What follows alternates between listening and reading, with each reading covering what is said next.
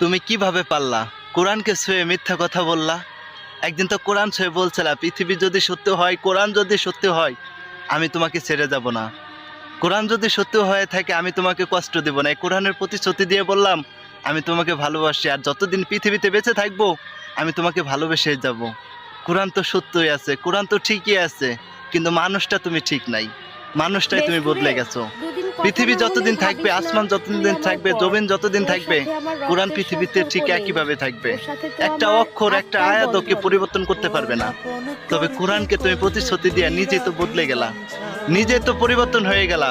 তবে বড়ই চিন্তা হয় তোমার জন্য, বড়ই কষ্ট হয়। যদি কোরআনের অভিশাপটা তোমার শরীরে লেগে যায়, তুমি তো পৃথিবীতে মানুষ হিসেবে আর বেঁচে থাকতে পারবা না। পৃথিবীর যে মানসিক শান্তি সেটা তুমি পাবা না।